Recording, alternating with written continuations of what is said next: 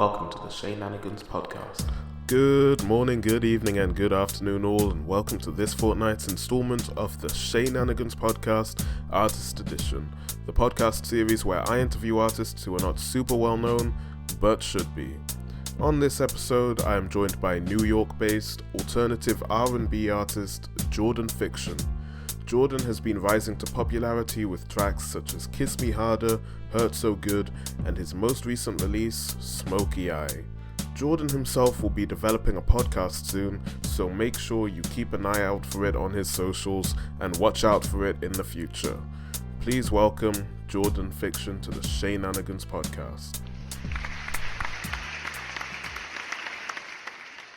Welcome, ladies and gentlemen, to another episode of the Sheenanigans podcast, Artist Edition, the podcast series where I interview artists who are not super well known, but should be.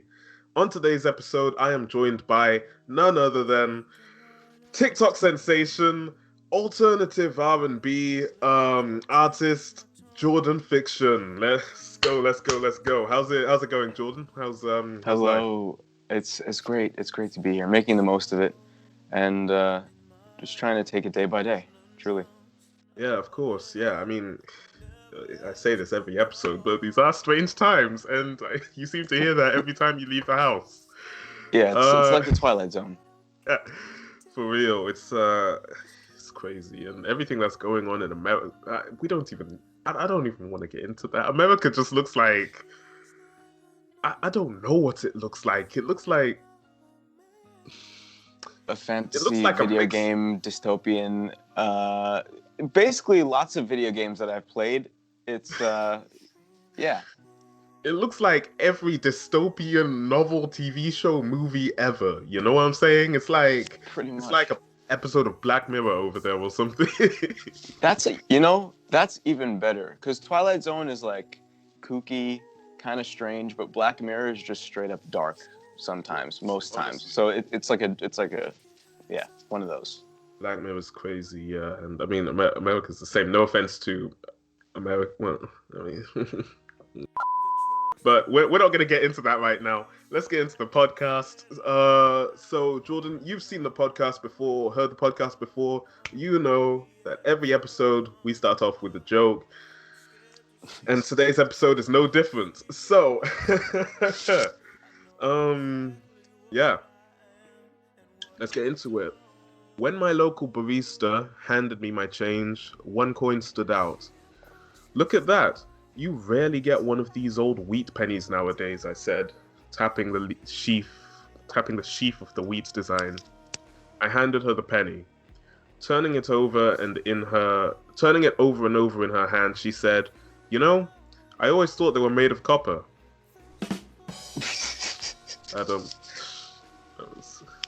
Listen, I guess that's probably why she's barista and not corporate. You know what's crazy? So one day, this is how normal I am. One day, I said to myself, you know, Jordan, you don't really reward yourself that often. So let's go to Starbucks, buy yourself a drink.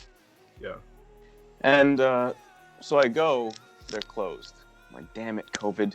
I go again another day, they're closed. I go again, they're closed. I go for the fourth time, they're open. I walk in and I see a help wanted sign. And I'm like, you know, I think this is one job that I wouldn't mind working. Because I like coffee. I like the atmosphere of Starbucks. It's right by my crib, you know, whatever. And I sent in an application. I called them. They never hit me back. But I could have almost been a barista. Almost. So I could have been the person that flipped over that penny and said, "No, I thought these were made of copper." You know what, Jordan? I don't think it's a real story, but I mean, It's literally real. No, I'm just Don't messing make with me you. pull up the Instagram archives. I documented this on my story. Oh my Don't days! make me pull up the receipts. I will do it. Listen, we'll show it right here, right now, if it happens to be a true story. We'll show it right here on everyone's screen. In the edit. Yeah, in the edit, in post. Cool. So that brings us to our next segment. After that dry joke, once again, okay, I'm not going to lie, ladies and gentlemen, Jordan, I got it from Reddit. It's not my joke. I'm not that good yet that I'm writing my own jokes, but I'll get there someday. Um, let's get into our next segment, Florida Man of the Fortnight. Um, yeah, I'll come up with a catchy name at some point. It's basically Florida Man of the Fortnight. In case you weren't aware, Jordan, Florida Man is a person in Florida who is employed by the US government to drive up tourism to the area. That's not true. It's just a phrase that's at the front of a bunch of unusual news headlines that take place in Florida. I don't Interesting. know if you're familiar with it yourself. No, I'd never heard that before. That's You've really never heard of interesting. Florida Man? No, am I really bugging for not? That's crazy. Honestly, he's a pretty popular internet meme right now. Florida Man, I mean, the one for my birthday, that should tell you enough that there's enough Florida Man where you could type in Florida Man and your birthday and you'd probably find something. See, I'm an old soul. I've been around for centuries, and I'm not the hottest on the memes, you know. Oh yeah, I get you.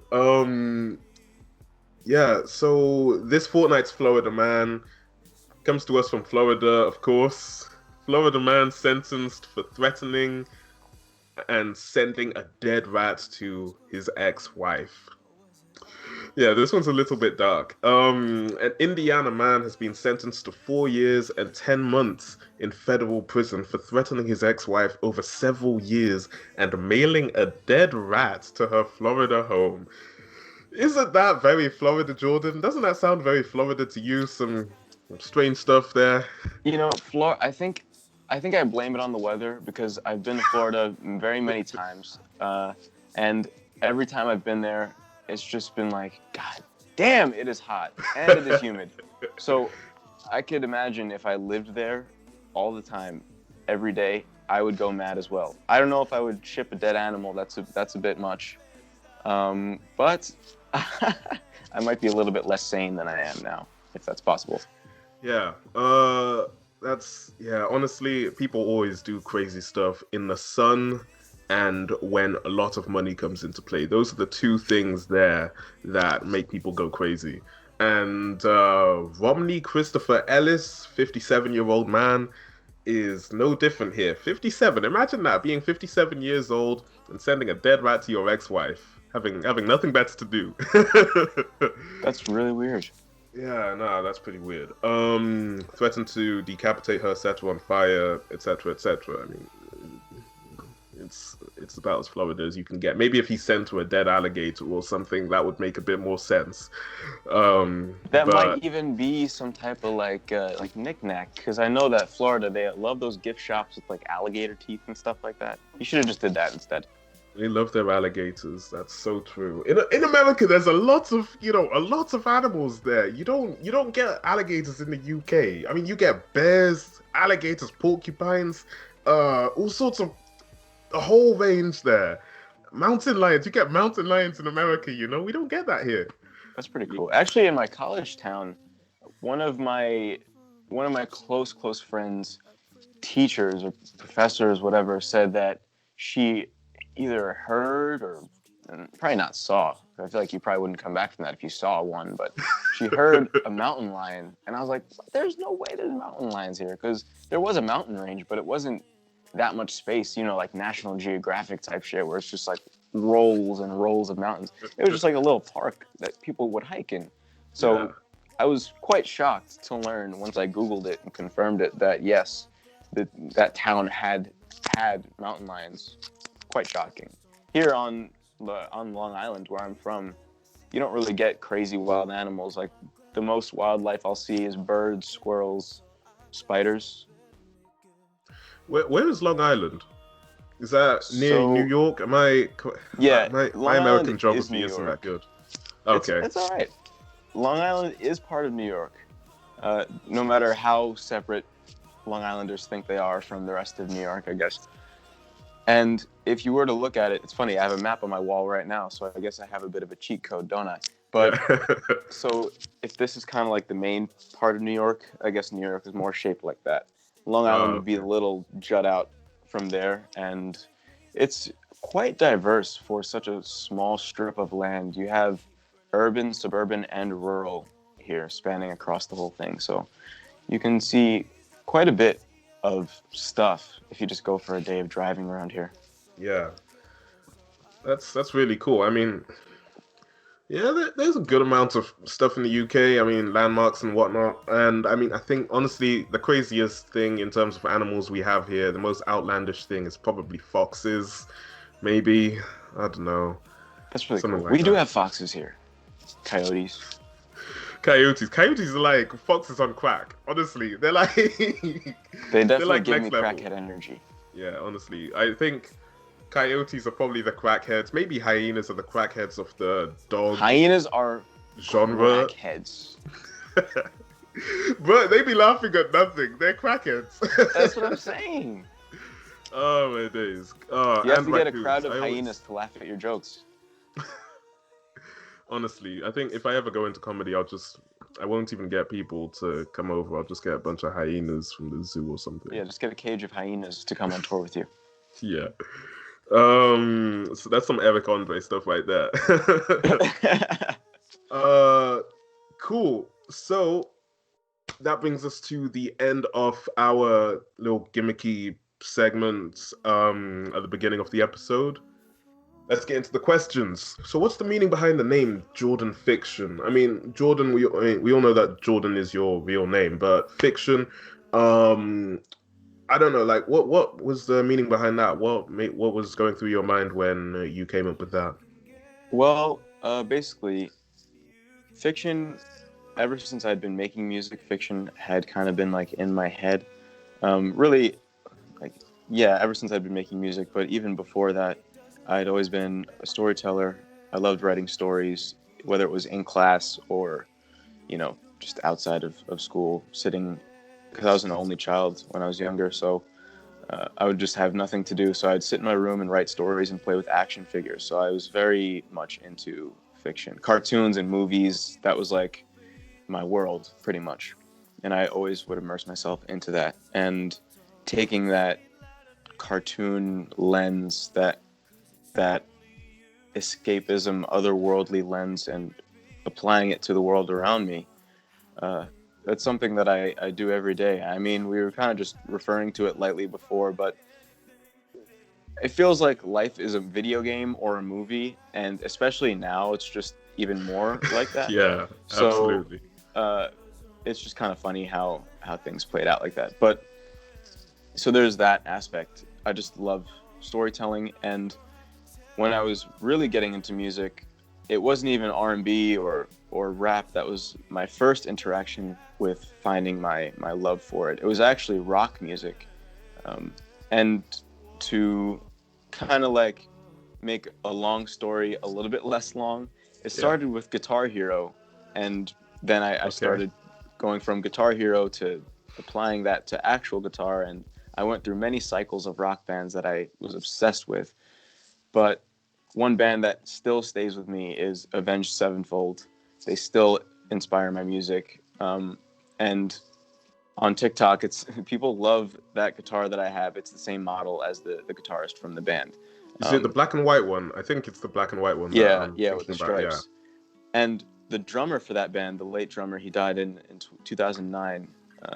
His name was Jimmy the Rev Sullivan, but his nickname, or kind of a nickname that he gave himself, was Fiction, and he had it tattooed down his chest and everything. He was a bold guy.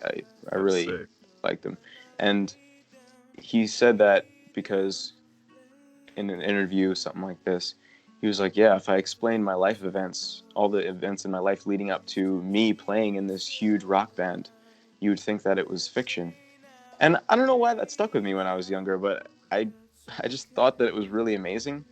And he inspired me on a musical level because he was a mad genius. The dude was just a psycho when it came to every instrument that he played, every song that he wrote for the band.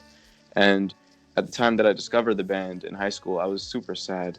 And he was just a positive role model for me because I had discovered them after he had passed, and seeing all of that content of him, messing around backstage with the band and chilling with his buddies in the studio, I just saw that not only is he a talented musician, but he is just that one friend in the friend group that is the glue that unites everyone. Like, there's just so much love pouring out of that kid the whole time, like the entire time. And I looked at him and I was like, damn, I want to be that. I want to be a musical psycho, and I want to be the one that is just pouring love out to his friends, fans, the fam, you know. And so I wanted to carry him with me with my own music. So it's the combination of my love for storytelling and my admiration for this drummer that I was fortunate enough to become acquainted with, you know, his music. Yeah, I get that. Yeah, it's honestly, whenever I've had a few artists who I only discovered after they passed away, you know, and it's like, it's really sad because I wish I could have appreciated them and, you know, shown love to them before they passed. You know what I'm saying? It's like, I feel like I missed out on that, and I don't know, as selfish as it sounds, it feels like it was taken away from me, you know? But I guess we have to, I don't know, I guess the best we can do is just share their message and their love with everyone around us, I guess. Of course. And it's like that for so many of my favorite artists, actually. I mean, I knew about them when they were alive, but I didn't get super into them the way I am now until they passed. Like, of course, I knew about Michael Jackson when he was alive, but I didn't get super into him until after he passed. And then, you know, that's when all the radios play his music. And when my parents were playing his music and when everybody was playing his music, and I'm like, damn, this man had ideas, actually bro. Talented. Yeah, and the same thing with Prince. Like, of course I knew about Prince when he was alive. Living legend, living icon. But after he had passed, that morbid curiosity, you're like, you know, who is this cat? And then you dive in and you're like, wow, this man really had some ideas. Yeah. It's, you know, I guess the only bright side to that is, like, you weren't along the journey with them while they were alive. So when they passed, it's not like there was a huge hole in your heart, like for a lot of Michael Jackson fans or a lot of Prince fans, you know, or a lot of fans for this mountain of artists that have passed away already, you know? Yeah, exactly. Like, I mean, when you think about it, because Michael Jackson had an incredible following. There's this one clip, right, of one of his concerts. I mean, there's a billion clips of his concerts, but there's this one clip, right, where he's just stood there with his hands on his hips, kind of thing, and then he turns his head. Whole place just goes insane. There's people fainting in the crowd. There's like, there's medics rushing to like get to this person, you know, like swimming through this crowd of people. All the guy did was turn his head. But once you get into his stuff, you can understand this this sort of like electric atmosphere around it. You get what I'm saying? He was an alien. It was crazy. Oh my days, yeah. All right, sick. Moving on to the next question. How have you been keeping yourself cool throughout this whole COVID situation? You know, what daily routines, anything that you've been like doing to stay on top of things? Daily routines. So, daily routines, huh? Okay. Not much of a if that even daily exists. routine up until this point, because it's funny how you mention routines, but up until this point, I've just kind of been playing it by ear and not coasting through my day, because I'm a very plan it out type dude. I write my goals down. I write everything down that I want to accomplish. I identify it, and then I accomplish it. So in a way, not much has changed because I'm so used to doing things by myself, working from home. Like, I'm like Batman in that sense. I learned pretty early that relying on people to help you for a vision, at least when you're super young starting out, you know, not a lot of people will take it as seriously as you. So it's best to just not waste your time trying to catch up with people or catch people up to you. And then, you know, how come we didn't do this? Da, da, da, da. But I digress. I'm just used to working alone. So that's been pretty cool. It's been a bit stressful just watching everything happen the way it's been happening. And I've tried to let it inform my process and changes and pivots in my process without distracting the end goal of everything. it's important to consider your surroundings, read the room as you're doing something, especially something artistic. But you shouldn't let the world sort of taint your vision, So it's been a balance. And about the routines thing, it's funny because just being free in my own four walls to do whatever I want, it's been kind of cool being able to read more and get more into my instruments. And because I hadn't really been practicing my guitars or my vocals, it's kind of just like, oh, time to track some guitar, and I'd break it out and start playing it.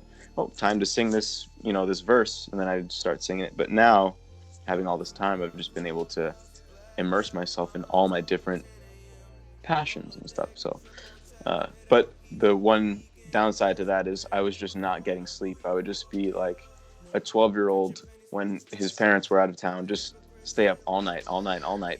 Yeah. And it was fun. Like, it is fun. I love being a night owl, and I still am. But there comes a point where having a sleep schedule is better because, just just on some brain shit, like your brain just needs sleep at a uniform time. So my friend posted on his story the other day, he's like, yo, because my guy Phil, he's a producer. He works with another artist who's a great friend of mine. His name is Jay Intense, and he does all the production for him. He's a madman, psycho, and he also is like me. He doesn't get sleep. Like, we'll just text each other at 4 a.m. like, yo, you up? Yeah. And he posted on his story, anyone else trying to regulate their sleep schedule, like just be on some human hours type thing? And of course I ticked yes on the poll. And he makes this huge group chat. So now I'm in this group chat where we get up at 9 a.m. every day, and we have to check in and say hello, sometimes with a nice big FaceTime call. Everybody is just like checking in as they're eating breakfast. That sounds so wholesome. It is. That sounds really nice. And if we don't do that, we'll just text in, say hello. And that's been kind of cool because it feels nice to not only get up at the same time every day, but also just have people that hold you accountable. But the catch is really funny. We have punishments that you have to do if you don't get up on time. Okay. So anyone that fails to check in, we have them spin the wheel, and whatever punishment they land on, they have to do it. So we have a bunch of funny things ranging from like go outside, pick up 13 blades of grass with a tweezer, which someone had to do yesterday. It was quite funny watching them. Yeah. To just like embarrassing yourself in public, exercises, so that's not too bad. We had someone take a shot of apple cider vinegar. Tastes terrible, but is actually good for you. Just silly stuff like that. But I'm trying to integrate the daily routine type thing back into my life, because just because the world is burning doesn't mean that my sleep schedule has to fall into the rubble with it. Yeah. So, I've been trying to be as human and as self-regulating as possible, so that I can at least do what I can to bring the best of myself to the world, and help people to have some dope stuff to listen to enjoy, to escape into. I'm very passionate about bringing the best of me to everyone, so that I can just make the world a better place ultimately. Yeah, that's really cool. Okay, so yeah, trying to find like routine in your day and sleep routines and all of that. Yeah, that makes sense. Cool. So on to my next question. You have been sort of like working on this podcast thing over the past like recent area of time, I guess. Tell us a little bit about that. Tell us about the what it's about, what you aim to bring from it, and yeah, just tell us a little bit about it. Right. Well, it all started with, at least the idea for the podcast had started from TikTok, because I don't even know exactly what video it was that sparked it, but kind of just like in the comment sections of my videos, people will say, or actually it was my live streams. People would say, "Oh, Jordan, your voice is so soothing, it's so calming, and you should do a podcast, this and that." And I love on my lives to read stories. So I would be reading all types of, spooky stories, creepypastas type thing. just talking about whatever, favorite movies, blah, blah, blah. And people really like my voice. So I was like, you know what? I will start a podcast. What would you guys want me to do? They're like, yo, read stories, read stories. So I was like, all right, I'll definitely do that. But then I realized I can't just take creepypastas offline and, just read stories. I have to get permission of the authors. So that was the thing. But I'd also ask them, well, would you want to perhaps hear stories about like my sleep paralysis? Because we talk about paranormal stuff on my lives quite often. And they're like, yeah, because people that were in my lives were asking questions about it or had suffered from it. And they were like, what about you? So then the idea started brewing, talking about sleep, dreams on a podcast. And the title is to be announced, but essentially what this podcast is going to be is an open dream journal with some entertainment on the side. I'm going to talk about my adventures with sleep paralysis and lucid dreaming, because that's something that I kind of over the years have been on and off trying to do, but now I really want to take it seriously and actually become proficient at it. So the whole point in the pod is my journey from 0 to 100 with lucid dreaming. I know some stuff about it, but I don't know how to do it. I don't know what makes it tick. I barely know anything about dreaming. So I think it'd be interesting to see someone who has virtually no talent at it yet to go from nothing to actually being able to lucid dream and using that skill to transform my life. Yeah, I've tried lucid dreaming in the past. I mean, it works sometimes. I've never been able to one thing that I've never been able to do is fly. I've been able to change my surroundings and like teleport, but flying is something I haven't been able to do. Like, so let's say one instance I was able to like make the walls in my kitchen fall down, and then I happened to be in like, I don't know, the lower yard area in my high school at the time. That's one thing that I managed to do, but I've never been able to like get full lucidity. You know what I'm saying? I don't know. Tell me about that. Are you one of those people that can naturally lucid dream?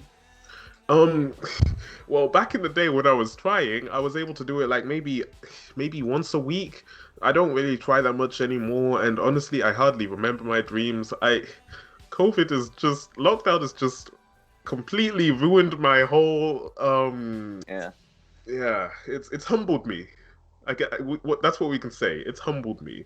I can agree to that.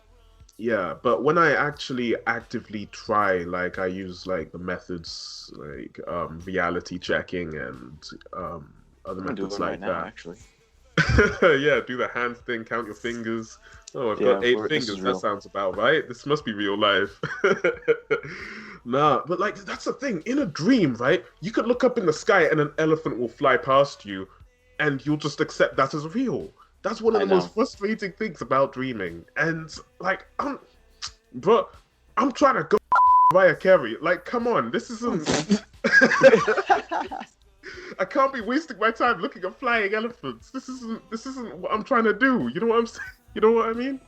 It's tough.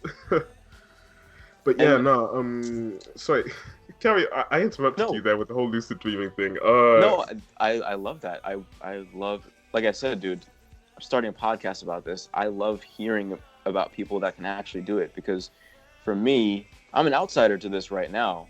Yeah. So I don't know anything about this. So hearing about people that have been lucid and able to control their dreams, make walls fall down, like you said, or do whatever, that's amazing. And I can't wait until I'm at that point. And it's so funny because a lot of people who say they want to lucid dream, or they have done lucid dreaming, they're like, oh yeah, I'm trying to have like 3-ways with all these people. I'm trying to be flying around Earth, and I'm trying to be, doing this all at the same time. And I want to do that. Like that's cool. But my main desire for lucid dreaming is literally just to be there and to be able to be like, wow, this is the dream world. Who are you? Projection. I want to ask you a question. I want to interact with you. Mainly it's just about asking questions. I want to be able to turn to the person in the left of me in the auditorium that I'm sitting in, and be able to ask them, what is going on? How long have you been here? What is this Yeah, place and I that we're mean, in? you can learn a lot about yourself when you're lucid dreaming just by asking your subconscious, like the people in your dreams, questions about what's going on, how they feel about something or whatnot. It's Right. um I don't know where I was going with that analogy, but I That's get what you okay. mean when you say you want to ask people in your dreams questions, though. Right. I just really want to know. I have so many questions. It's like, why is it taking me so long to get here? What is this? Do you taste food? Like, just normal questions. What would a dream projection say to me? Yeah. That's like really what I want to do. Maybe that's too meta to have, because I from this lucid dreaming book that I'm reading, he's like, have a goal for when you're lucid. What do you want to do? Do you want to smash a cake? Do you want to, do Smash this, do that? something. Do you want to dig a really big hole? Like, yeah, a lot of people want to smash cake in their lucid dreams. I could say that for a fact. But Yep. um, just it's just an amazing thing, and I look at it as being able to lucid dream is being able to seize conscious control of such a vast part of your life that we otherwise would just be coasting through. We're asleep for about a third of our lifetime. So if you live to be 100, 33 of those years, you were just zoning out. Yeah. Now, a portion of that third of our lives, we're in REM sleep. And in theory, I mean, quote unquote, proved, but I feel like it's kind of dodgy to prove dreaming stuff, but you can control that. So you could ask questions, you can fulfill desires, you can practice your skills, achieve goals, all in that little world that you have access to in that portion of your life. And I feel like that's a great way, that's a great step that you could take for improving clarity in the waking world, improving your mental health, maybe improving your physical health, I don't know. And just maximizing, part of maximizing your potential as a human, I think, is being able to focus your mind and even control your dreams. Yeah, yeah, exactly. I mean, yeah, I could do with focusing my mind a bit more in nowadays. It's Me tough. too. I'm very my friends and family always talk about how, my awareness is just, yeah. just What, did you zone out then as well? fleeting. I was looking for a word, but Oh, right. yeah, I'm just not that I don't think I'm spacey, but I'm just kind of out of it. I'm very in my head, very, very in my head. And, meditating, having mantras, receiving, receiving advice and wisdom from myself in my dreams might really be able to help me turn that around. Yeah. Yeah, I should think about that a bit more about receiving wisdom from my dream self. Um, but anyways, let's move on to the next question. So you've mentioned liking Tim Burton in the past. I mean, you met the man himself, Oh, and wait. I need to clarify this. okay. I was at a show. I took a picture with one of my very close friends. I love her with my entire heart. I don't know if she wants me to mention her name, so I won't. But I took a picture with her. One of my other internet friends, she's skilled with Photoshop, and she was like, I'm bored in quarantine. I want to Photoshop people with their favorite celebrities. Send me pictures. Da, da, da. Whoa, whoa, whoa! That was photoshopped. I said it. All right. So I sent her the picture of me and my friend. And then I send her a picture of Tim Burton. And I say, you know what? Just throw this in there. And I thought when I received the picture, I was cracking up laughing because I was like, yo, this is hilarious. Because to me, it looked like a meme. It looked like someone photoshopped me with Tim Burton. Yeah. And I posted to my feed sarcastically saying like, oh, chip off the old block, whatever the fuck I said. I don't even know what I said. And then people were like, oh my God, when did you meet? And I let it go for a little while. And then I come back to my app and I'm like, why are all these comments saying this? So I commented, I was like, wait. You guys can see this is photoshopped, right? It's crazy too, because one of my friends who's actually a photographer was like, oh my God, I can't believe you met him. Da, da, da. And I'm like, don't you do this? Don't I feel like you, of all people, would be like, ha ha, Yeah, LMAO, exactly. Jordan, funny. I didn't meet Tim Burton. It was just a Ah, Photoshop picture. well, honestly, you should have just said, yeah, I met Tim Burton. Yeah, he probably won't No, remember ain't me, no but we capping my met. rap. I can't. Yo, no. One day, I'll One be able day. to shake his hand and be like, yo, thanks, but Yeah, not that day, not I get today. it. I mean, I don't know if he's a big fan of black people, but I still think he'd be a cool guy to meet, though. I still think. Yeah, there's Um, there's been so much controversy with that. It was strange, yeah, strange. it's a weird time. But we're not going to get into the whole controversy thing. What I wanted to ask about was, obviously, you've mentioned before that Halloween. I'm pretty sure you've mentioned before that Halloween is your favorite holiday. Is that true? Halloween is pretty much my birthday. Okay. So yeah, so favorite holiday. I wanted to ask you, what's your favorite Halloween costume that you've ever worn? What's your favorite thing that you've gone as for Halloween? No one's ever asked me that before. Wow. Um, you know, I guess I don't know if it counts if I didn't dress up as this person on Halloween, but my favorite thing that I've ever dressed up as is probably Sweeney Todd.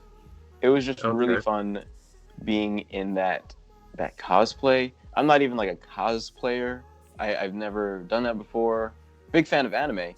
Big fan of uh, playing dress up and pretend and putting on ridiculous clothes and stuff like that. I love doing that, and I want to do more of that actually.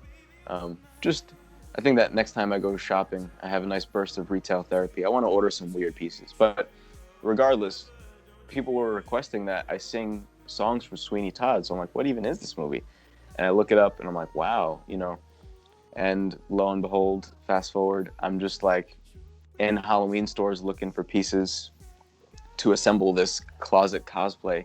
And it was really cool being able to bring that character to life and not only dress up as him, but be able to inhabit that character for, TikToks and Instagrams and stuff like that. That's been cool. But actual, like, playing by the rules of the question, my favorite Halloween costume, probably Spider-Man, because I ordered the Spider-Man suit back in high school, and Okay. it came like I guess it was like dye sublimation, if that's the right word. I don't even know. And I painted on top of it, just adding some more of the finer details. I ordered lenses for it and stuff like that. Really made it my own. Yeah. And I still have that suit actually somewhere in my house.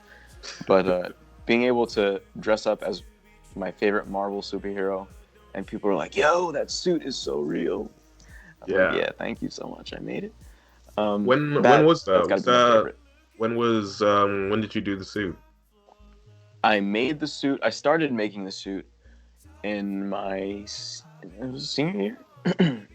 I believe it was senior year of high school. So it must have been like 2015-ish. And I took it with me to college. I must have been Spider-Man like either freshman or sophomore year. I was just running around campus like a madman. Yeah.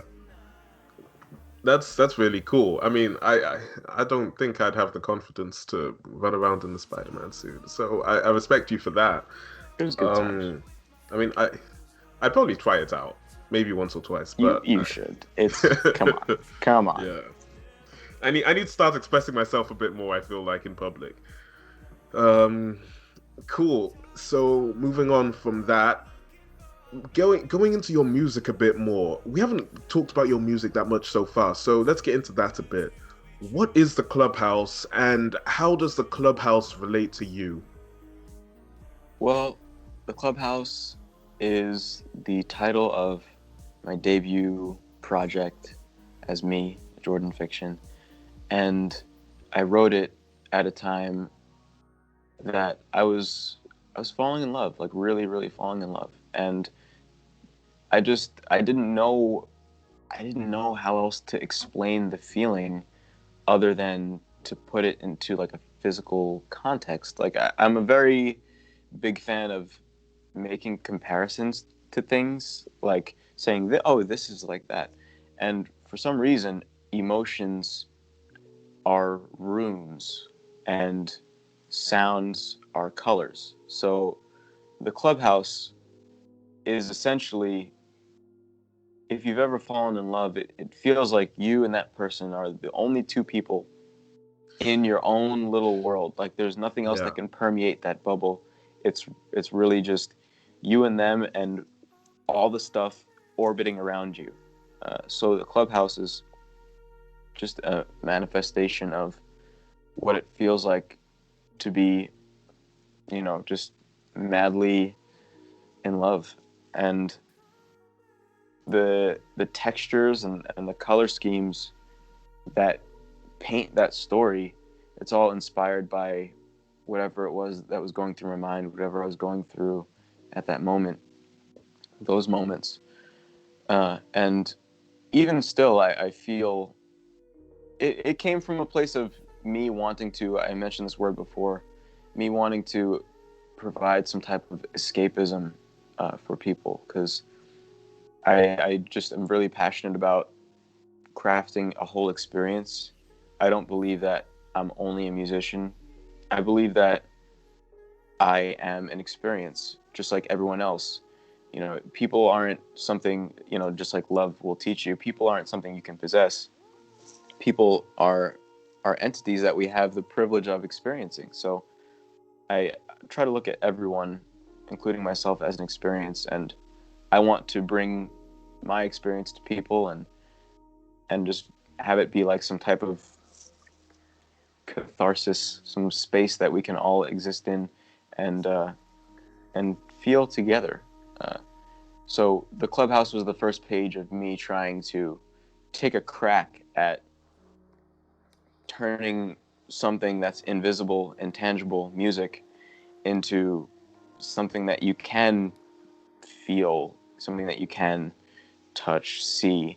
And I kind of was like, I feel like it was an important step for me, because all the videos that I was making, all the content, it was just a learning experience. And now I feel like I know a little bit more about my vision and how I want to take it. So for the next burst of, music and singles, and eventually when I do make like that kind of was my first album, when I make like my first studio album, like, the right way, I want to really nail that whole thing of, it's not just a project. It's not just a bit of music. It's not even just a story. I want it to be like just a whole world, more than a theme park, more than like a movie. I want it to be a world.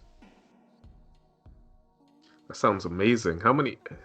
That's amazing. How many songs do you reckon the next album will have then, for it to be like a whole world? Or would you say that it's not necessarily the length of songs? Maybe it's the amount of, atmosphere within the songs that would make it a world. What would you say there? I think that sometimes to tell a story, it can take years. Sometimes a story only has to be a sentence long. It really depends on where I am, where I've been, what the story is. There's no way to say like, oh yeah, this project is gonna have 13 songs on it. I like that number. It's my favorite number. I probably will do 13 songs just because I like that. But it just depends on the story, It's more so like, how much can I produce? Because, again, it's not only songs. When I'm thinking of my album, or really any project at all, it's like, how much stuff can I create to bring people into the space? Not just songs, but videos, pictures, diary entries, written chapters. Maybe I'll I wrote this down in my journal last night. Sort of how like in Lord of the Rings, you can see they put a map in the beginning of the book so you can conceptualize the geography of the story. I was thinking, I don't know what if because I am into visual art. I've been drawing more than I've been making music, like for a longer period of time. So how much visual art can I produce that brings people into the world? It's just like, I don't know. Yeah, I'll have to reverse engineer it. And when I find the place that I want to take people to, then that's when I can start to act on it, That's really cool. That's a really cool sentiment. Is that the right word there? Cool. So you sort of touched on this a little bit, but what's the biggest thing that you wanted the people who listen to the album to take from it? Because there's a lot of elements that are touched on in this album. Like Talk comes to mind, for instance. That's actually probably one of my favorite, if not my favorite songs on the album. I'm into sad music. But yeah, Talk is one of my favorite songs on the album, and it highlights on, just enjoying the silence in a room between two people, I guess, if I'm interpreting that correctly. But exactly right. yeah, what's the biggest thing that you wanted people to take from this album? Well, it's just a really big story about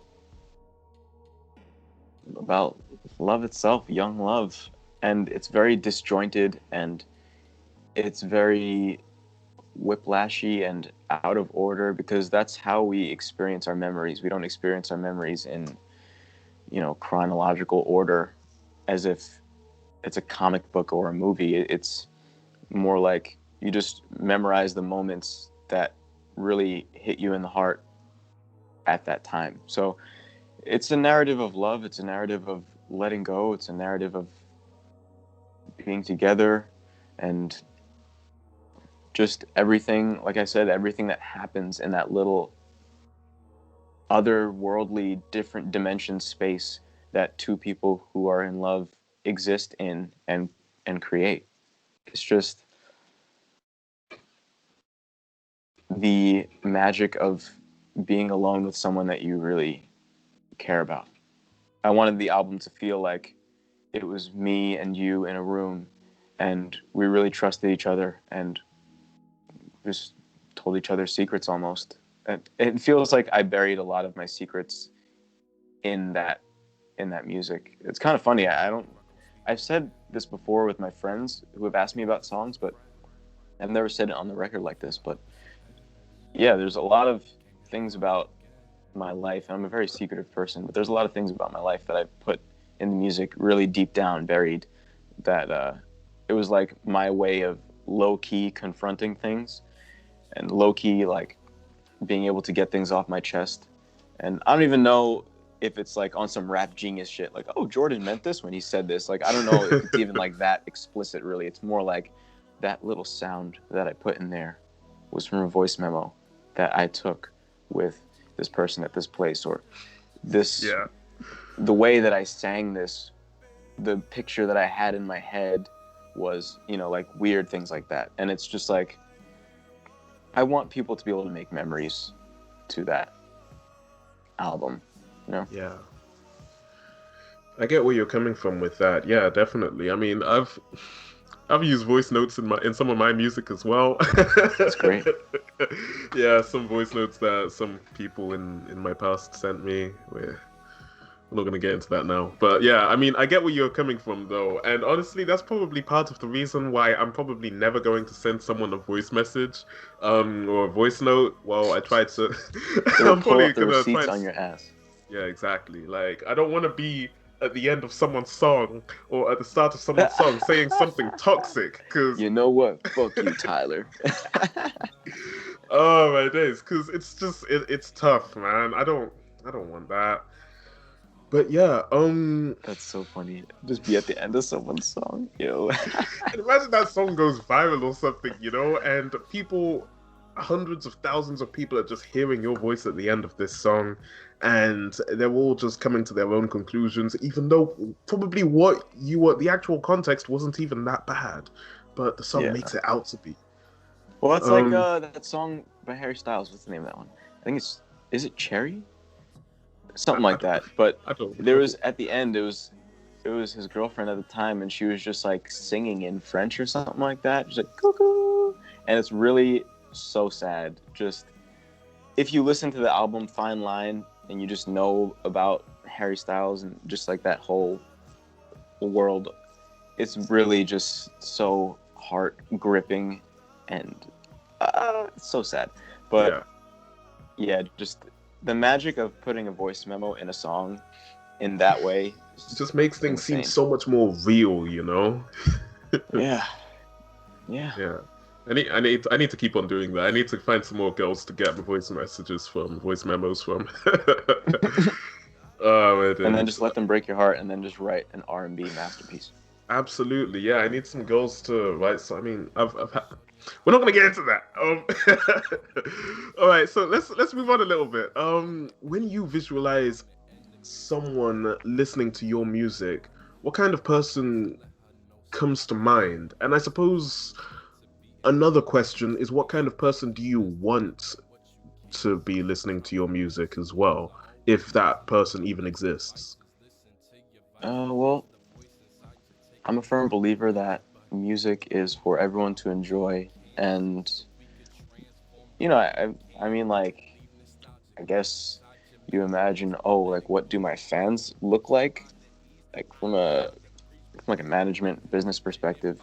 That's the thing. But for me as an artist, when I make something, I just think about people that are passionate about, I don't know, just imagination. I love being able to connect with people that have an imagination. I love being able to connect with people that like to have fun. I love being able to connect with people that have been through something that they feel like they can't speak about it. I want my music to be able to speak about it for them. I want my music to be able to give people a voice who don't have a voice, give people a place to go who feel like they don't have a place to go, give people a place to be when they feel like they can't be, pretty much. Yeah, I mean, hey, maybe the Clubhouse has room for more than two people, you know what I'm saying? Maybe the Clubhouse is... Clubhouse is just like this universe that we live in right now. It's infinite. Yeah, that's really deep. I'll think about that a bit more after the podcast, so for definitely. Cool. So, last question before we get into the Would You Rathers. What's something about yourself that other people... Sorry, wait, Okay, yeah, here we go. Okay, what's an assumption that you've seen people make about you, whether it's your fans, whether it's the people around you? What's an assumption that you've seen people make around you, about you and your music after just listening to it, that's not necessarily true? Okay. One assumption that I've become aware of recently is... I feel like this is kind of silly, but a lot of people on TikTok, like the crowd that usually is interacting with my stuff, they'll ask me things about bands that I've almost never heard of, or bands that I've heard of but never listened to. Like the amount of people who ask me about My Chemical Romance.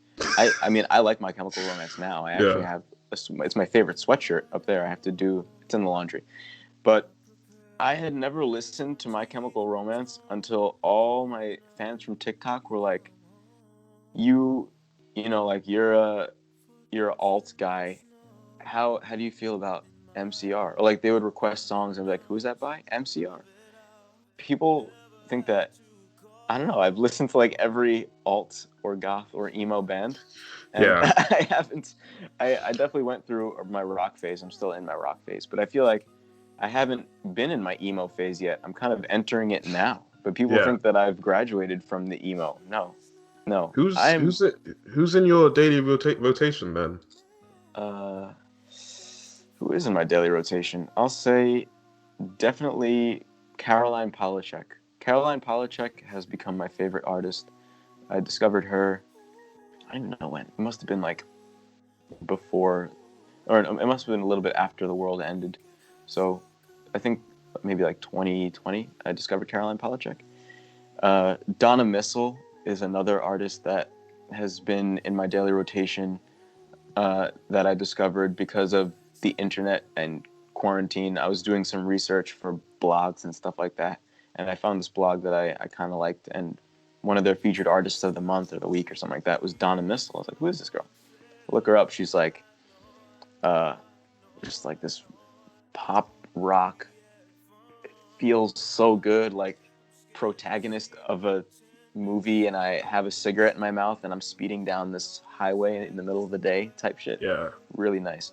And I love The Weeknd. He's probably one of my favorite artists like ever. Yeah. And now definitely, My Chemical Romance is in my rotation. Oh, okay. Cool. Definitely. Big time. Yeah, I definitely can hear the Weeknd influences in a lot of your music, I feel like. Especially early Trilogy stuff, in fact. I love Trilogy. Yeah, honestly, Trilogy's... Okay, when we say Trilogy, though, there's 3 different parts of Trilogy. Like, 3 different mixtapes. What would you say your favorite one is? God, I hate when EXO fans ask me this shit. Do you have a favorite? I don't know. All right. I think that the one that I turn to the most is Thursday, but I think my favorite has to be Echoes of Silence. Okay. I'm getting the track list up right now. I feel like I usually go for the first Thursday one. is like Lonely Star. Yeah, Thursday was on that, of course. What else? Heaven in Las Vegas, pretty sure. Yeah, House of Balloons is so good, bro. House of Balloons is classic. Yeah. Okay, so Thursday has Lonely Star, Life of the Party, Thursday, of course, and then the Birds, part 1 and part 2. Oh my god. See, I don't know. Thursday is my favorite, bro. Yeah. Might be.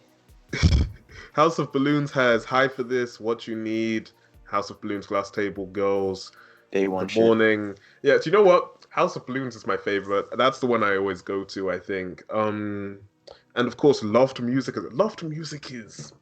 That blows everything out of the water, I think. Loved Music and Coming Down. And of course, The Party and the After Party. The high, the pitch shifted vocals in that are insane, I feel like. Yeah. And I mean, Echoes of Silence is alright as well. I don't really go to that one that often, unless it's EXO. That's like some crying in the bathtub type shit. Yeah, that's true. Now, do you know what? Usually I listen to the first one, House of Balloons, for the sad stuff.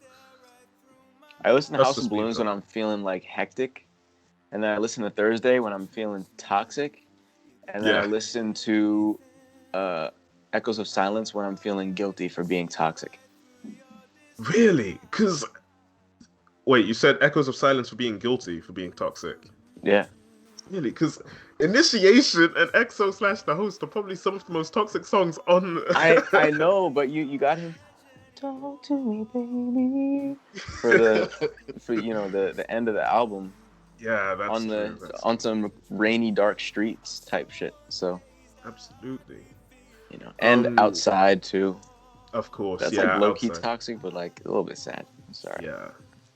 For real. All right, so that brings us to the end of the question section. Next is the Would You Rather section of the podcast episode.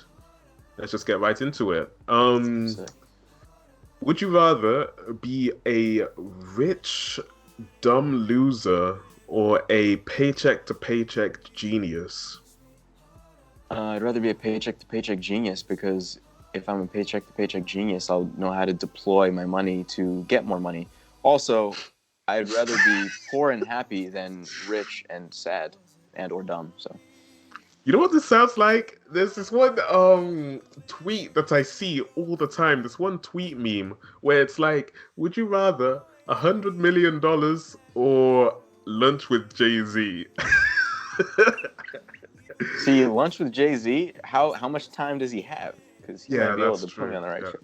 But then again, $100 million, I could probably buy lunch with Jay-Z like 3 times over, Yeah, that's and have true. money to have lunch with Travis Scott as well. Yeah, I mean, yeah, that's actually true. I mean, I'd probably choose Kanye for no, I wouldn't choose Kanye for wisdom. What am I saying? um, I was gonna say for like monetary wisdom. That guy was like what, $40 million in debt or something at one point. I don't know. He managed to pull himself out of it though, which I want you Kanye to could give me a argue. masterclass in how to make classic anthems. That's so true. Yeah, I, yeah. That's all I have to say on that matter. Just yeah, I agree. I don't know. For me, I'd probably choose Paycheck to Paycheck Genius as well. Um, because then at least I know that, I'm the cleverest in the room, as toxic as that sounds. At least I know that. Cool. So moving on to the next question. Would you rather eat the spiciest thing in the world 10 times over or the sourest? Sour. Sour, really? Sour. Yeah. What am I saying? Of course I choose the sourest, actually. Um, Well then, oh damn! I feel like sour is just as painful as spicy when you start to get to like really sour. I suppose, yeah, but I mean, as someone who has eaten the Carolina Reaper and the Ghost Pepper, I don't want to do that again. Much That's less terrible. 10 times over. Yeah, it's not fun. Don't do it. I mean, unless you're looking for, I don't know, the ability to say, "Hey, I've eaten the Ghost Pepper and Carolina Reaper," I wouldn't recommend it because it doesn't come up in conversation that often. Yeah, But yeah, no. no, I'd end up choosing the sourest as well. I think that seems a lot less. It seems like a lot less prolonged pain than spiciest. Pretty much. Yeah. Cool. Here's one that I think will stimulate your mind a little bit. Would you rather never watch TV/movies again or never Oh my listen god. to music again? Does making my own music count as listening to music?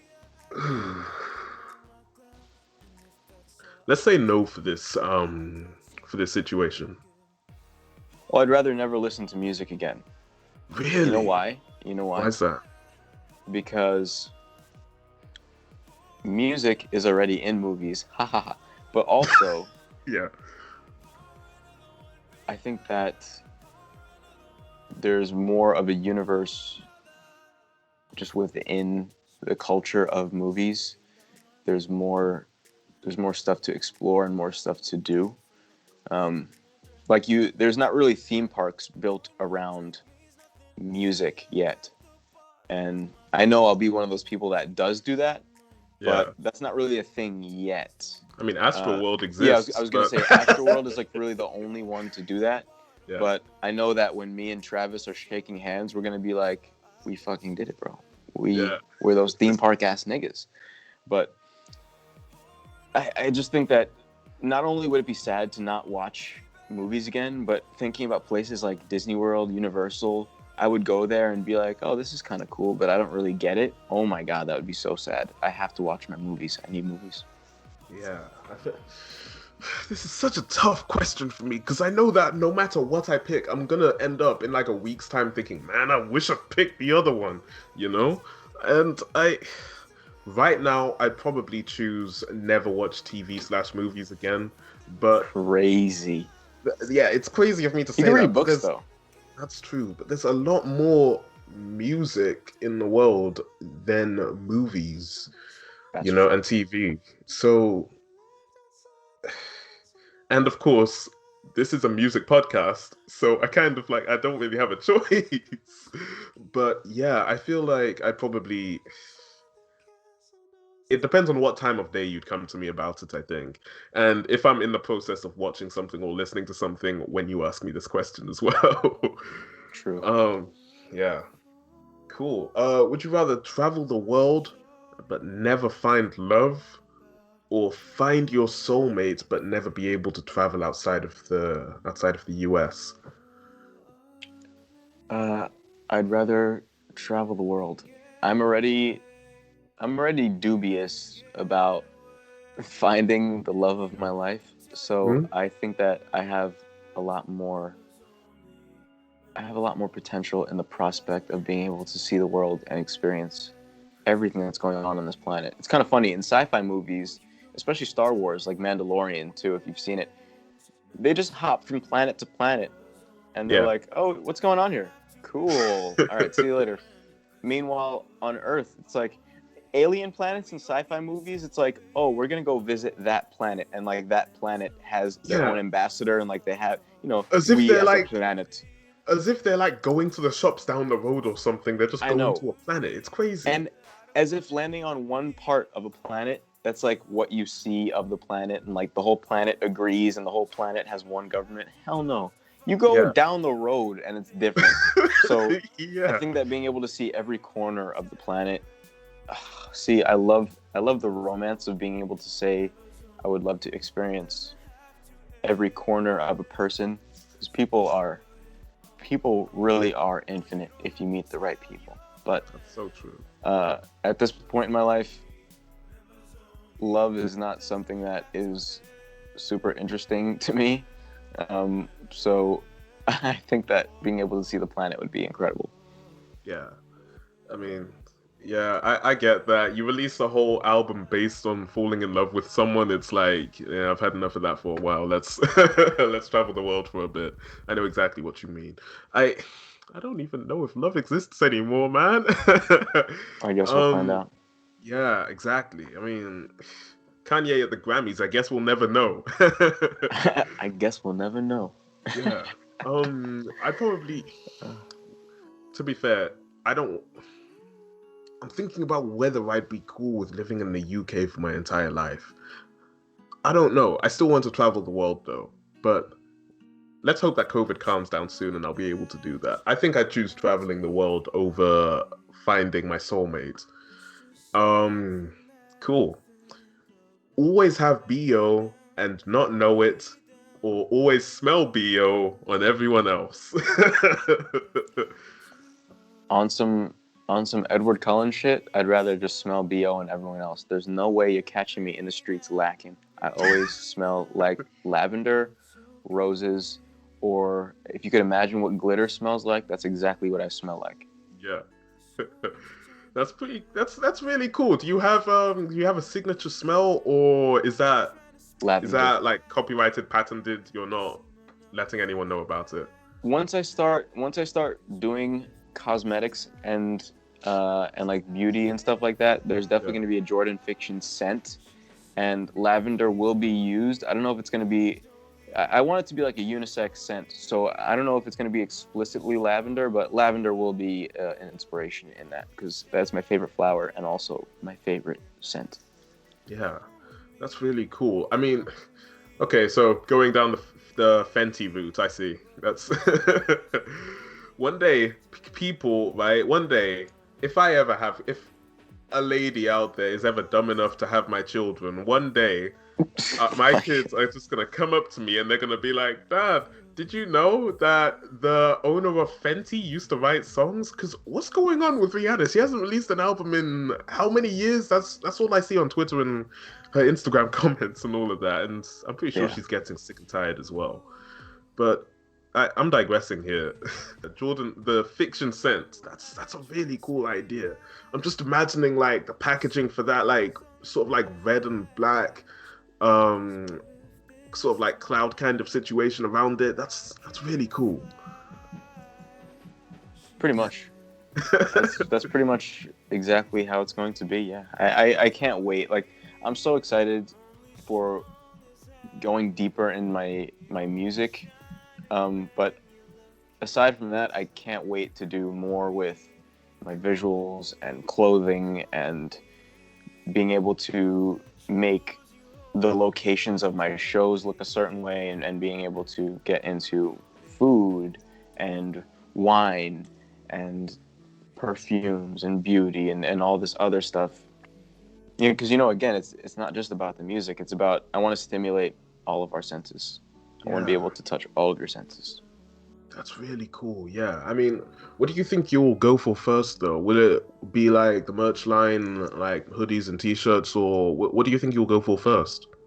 Well, right now, It's definitely on the visual side. So I really want to design merch, and I'm corresponding with graphic designers right now. I'm designing merch, but sort of out of the blue, I have been fulfilling orders for paintings. I've been painting a lot.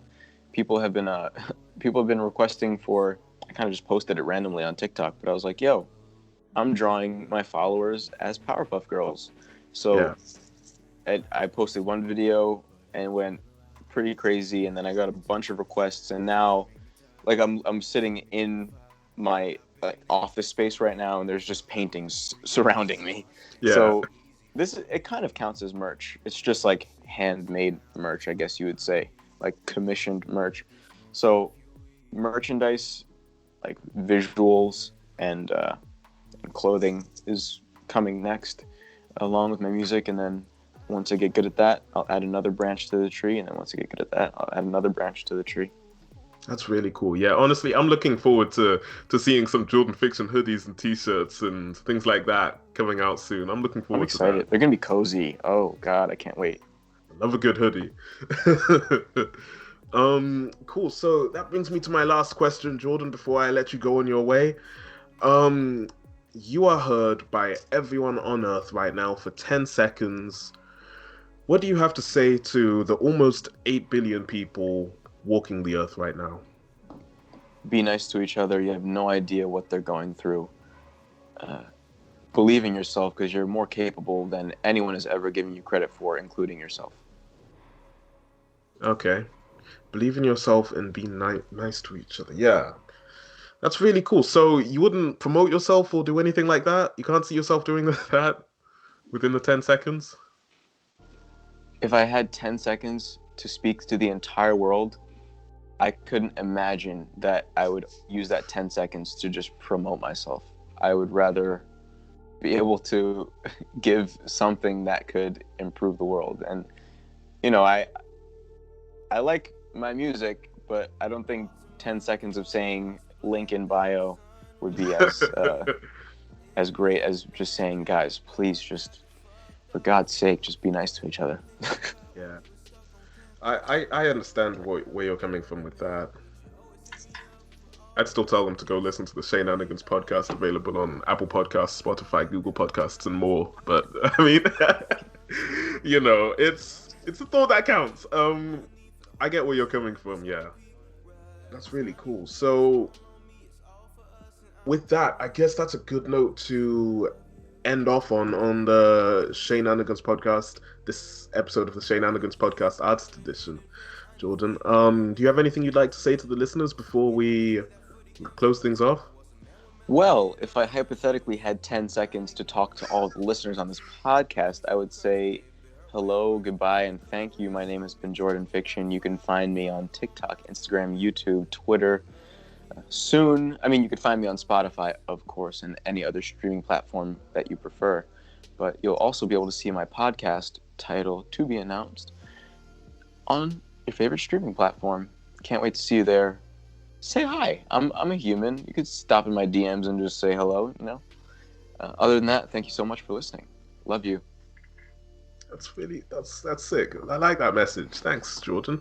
Thank you for appearing on the podcast.